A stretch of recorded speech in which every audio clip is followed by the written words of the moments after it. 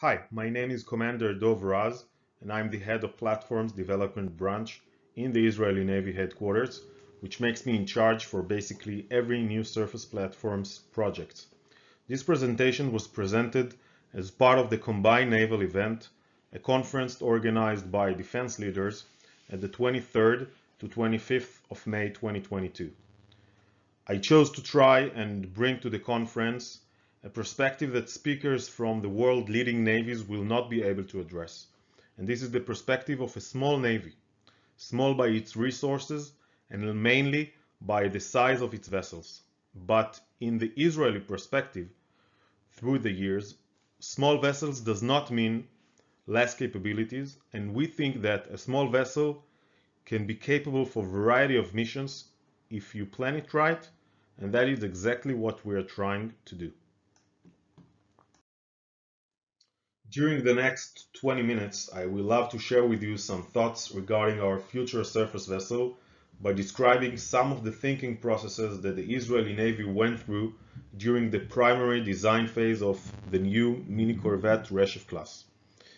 The project is currently in basic design phase and the vessel is being planned as we speak, together with our partners from Israel shipyards. In order to do that, I will review the Israeli maritime domain challenges, our main assumptions regarding threat analysis on surface vessels for the future, and our thoughts about how to create a capable vessel in an A2AD environment. I will also discuss a little bit about modularity design and the way we think about it as a multi-mission enabler, which I think is a very important capability for a small navy with a lot of challenges and missions on an ever-growing area of interests. If we're examining the Israeli territorial and exclusive economic zone, we can see that during the last decade, the Israeli Navy control area have been tripled itself than the areas that he used to control in the past. Moreover, the Israeli EEZ became significantly important for Israel's economy, and this is due to the spread of crucial infrastructures for the Israeli natural gas production, and because of that, for Israel energy production. Also, the Israeli interests around its EEZ plays an important diplomatic role for Israel and its neighbors in the East Med arena. But the most important fact that we need to understand about Israel's challenges at sea is that the Israeli case represents a unique example in the world for a country that its entire territorial by land and sea is threatened by a variety of airborne threats. Those threats have been initially developed by Israel's main enemy in accordance with the concept that we are familiar as A2AD, anti-access area denial. During the years, the Lebanese Hezbollah missiles and UAVs widened its capabilities, covering all of Israel's territorial water and almost all Israeli EEZ. By that, he opposes not only a defensive threat in accordance to the basic concept of A2AD, but also an offensive one on Israel territorial water, important infrastructures, port entries, and sea lines of communication. One more thing I think worth emphasizing is that the Lebanese Hezbollah achieved all that without having a single surface vessel by its own. When we're examining the missile threat development over the years, we can see a process that started since the 50s with cruising missiles that were traveling on a sea skimming height and beneath the speed of sound, or as we like to call it, low and slow, such as the Russian Styx or the French Exocet. Those kinds of missiles have been developed during the 90s into a new generation of cruise missiles that were traveling low and fast on a hypersonic velocity and not subsonic as the older generation. Those kinds of missiles set a bigger challenge for a defense system because the time frame that you have to deal with this threat was much shorter than with the subsonic missiles. Another kind of missile that were developed throughout the 90s were a version of ballistic missiles that travels high and fast and meant to hit maritime targets. Back then, they were statistical precision without any guidance system, so they were mainly developed to target a very large vessels such as aircraft carriers. In Israel perspective, those kinds of missiles became relevant operational problem when we started to install stationary energy infrastructures, such as gas production rigs out in our EEZ. That operational challenge led to the design and procurement of the defensive vessel, the SAR-6 Magen class. But because the fact that to hit a moving target with statistical ballistic missiles is practically impossible, one of the biggest developments during the last decade is the appearance of ballistic missiles that travels high, fast, and accurate. Those new generation of ballistic missiles will be able to hit relatively small moving targets thanks to the guidance capability based on radar or optical seeker installed in the missile head. Those kinds of missiles represent a totally different challenge for naval hard-kill defense system because unlike cruise missile that flies on a sea-skimming altitude, ballistic missiles traveling on a high trajectory and in a very fast velocity comparing to a cruise missile. We presume that those kinds of challenges will grow bigger during the next decade, and we are thinking of how to adjust our defense system to deal with not just low cruising missile, but also high and fast accurate ballistic missiles. An example that I just pulled out from the web a couple of days ago, we can see in a trial made by the Chinese that have been able to demonstrate an accurate hit on a destroyer-sized model. In that case, it's supposed to be a demonstration for a capability possibly by radar or optical guidance system inside a harbor. But in the future, there is no reason for that capability not to be able to hit vessels out in the open sea. Another big change in the way that we design our future vessels is the CIC, the Combat Information Center. We're all familiar with the legacy CIC, where each system was built by itself like a silo, and there wasn't any real data connection between those systems. In the best case scenario, they were connected through a serial data communication, and in the worst and most likely scenario, through shouts between the EW and the defense system operators. Over the years, we see two main transitions for CIC arrangement. The CIC 1.0 is what we imagine as World War era CIC. We named it manually operated. Every system has its singular console specifically for that system. The computing was first analog and then digital with a unique main computer that was built specifically for each system. And it was, of course, unchangeable, which means that the CIC was arranged for a single and specific warfare orientation. CIC 2.0, or what we refer as system-oriented, all the systems, or maybe it would be more accurate to say almost all the systems, were based on identical modern computer consoles, but it was still unchangeable and designed for a single warfare orientation.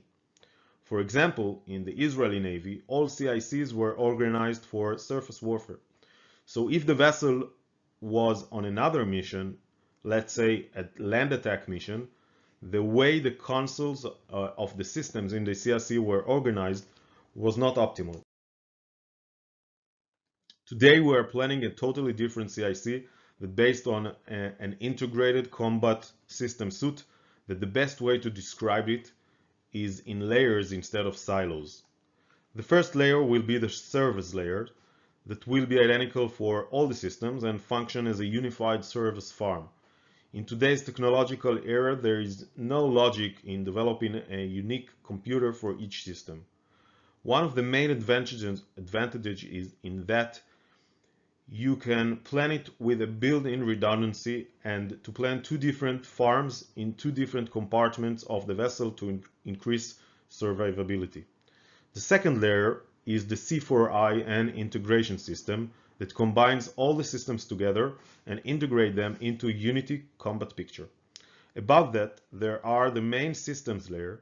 The difference is that those are application-based and they are running on a unified service layer.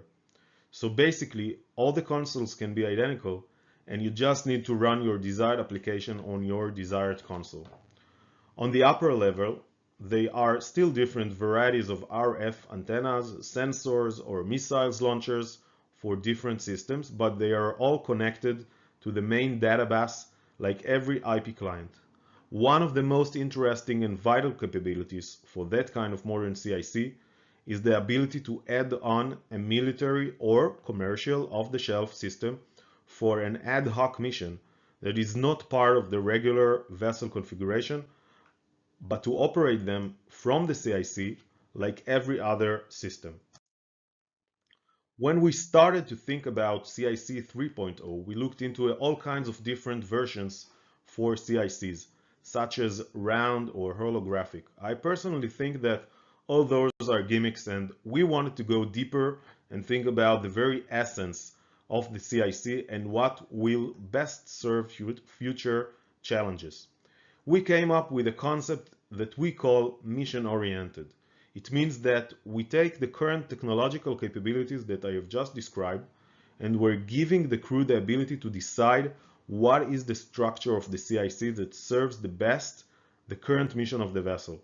The systems are application-based over identical servers, and they will be fully changeable, which means you can change the way your CIC is organized for multiple warfare scenarios and add an ad hoc military or commercial off-the-shelf system. It also gives you the ability to reduce the number of consoles in the CIC, which is very important in a small vessel that contains a large number of systems, as you will see in a couple of slides. Also, we want to rely on automatic and algorithm-based processes that converts the operators of the combat systems into controllers that supervise the algorithm-based processes, and by that reduces the number of personnel needed in a regular CIC shift and in the crew. As I mentioned before, modularity is a main principle, and we are looking at modularity on two different perspectives. The first one is the modular system architecture I have just presented, and this is the transition from a system-oriented CIC to mission-oriented CIC.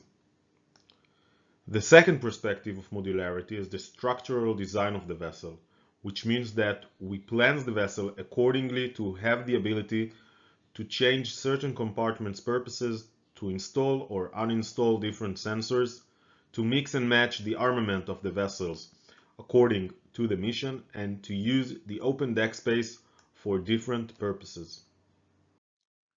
Those thoughts formed our top 5 design philosophy principles for the Reshef class. The first principle was to keep the vessel versatile and multi-purpose based on mission modularity.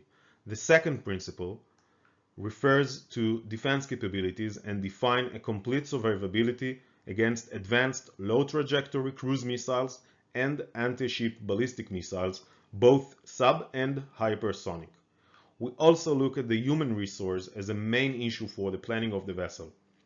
For multiple reasons, we cannot enlarge the amount of personnel on board the vessels, so we need to keep the crew size, and the goal is not to exceed 55 people as standard, which have multiple implications in the vessel planning.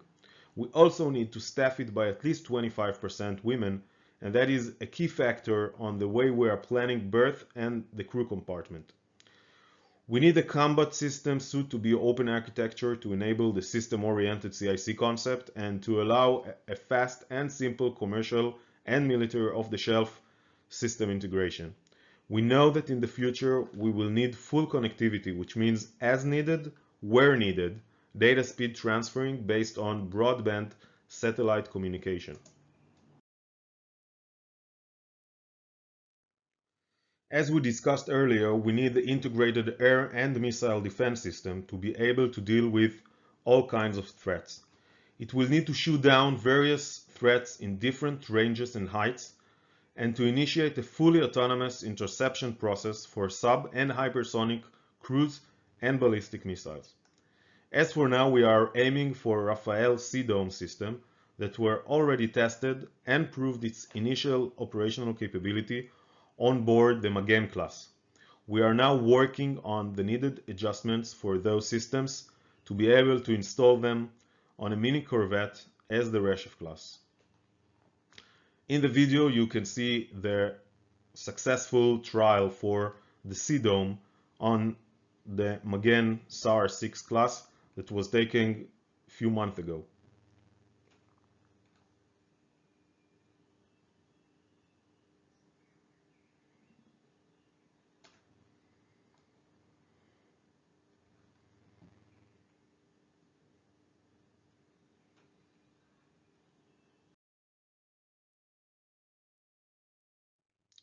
Attack capabilities is a subject that unfortunately I can't talk too much about.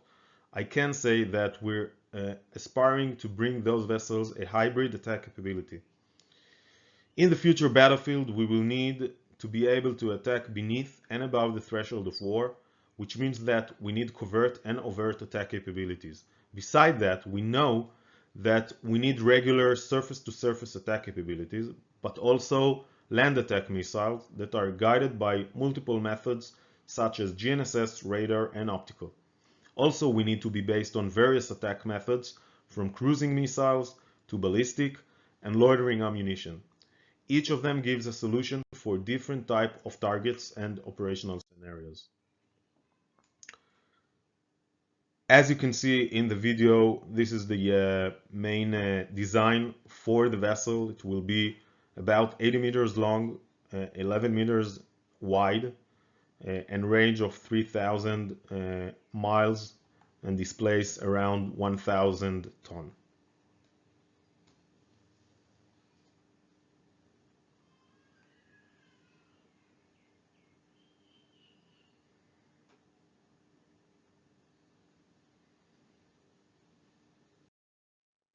This is the concept design for the Reshef class mini corvette, where all the principles I discussed about materializes.